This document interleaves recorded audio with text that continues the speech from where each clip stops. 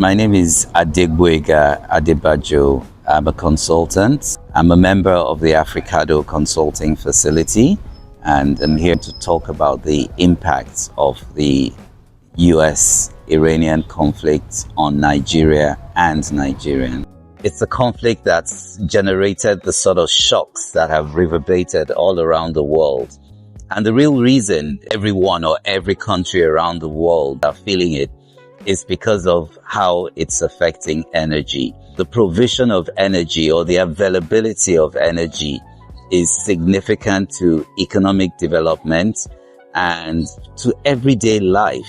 It's either in terms of transportation, in terms of lighting. Its presence actually impacts every other aspect of life. The conflict has brought about a very important thing. There are three ways in particular when you think about it that it affects us. First, we're going to think in terms of inflation. And once it starts to affect inflation, it starts to affect the exchange rate. Prices are going to rise as a result of energy prices rising, of course. When crude oil prices rise in other countries because of its effect on the international markets, then crude oil prices have to rise in Nigeria. What you're going to have is transport fares are going to go up. And so food prices, items that are being transported, will instantly become a lot more expensive. The world itself is interconnected today. Once those energy prices are going up, it impacts households directly. People are going to need to make a choice. It will affect everything else: health, education, leisure, entertainment. Everything else is going to be affected, and that's multi-vector inflation. And it's affecting a lot of countries.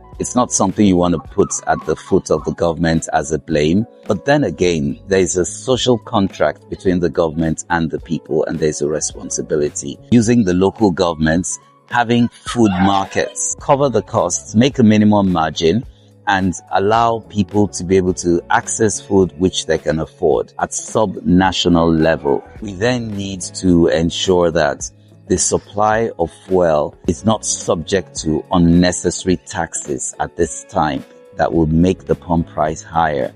So rather than subsidize, or rather than directly subsidize by doing cash payouts, simply provide a waiver which in effect will bring down the pump price of fuel. And that's a very important thing. Also, we must remember other sectors: health, education. These are two very important sectors that have a direct social impact on a lot of Nigerians. All the steps mentioned are expected and supposed to be temporary, because this is a conflict that has a beginning and will certainly have an end. And the expectations are these temporary measures will provide some succor to Nigerians, and whilst everyone hopes that the crisis itself will end pretty soon. So hang in there, hold tight, be strategic in terms of how you respond to the circumstances. Know that it's not going to last forever, and hopefully the government will listen and provide some succor. Thank you so very much.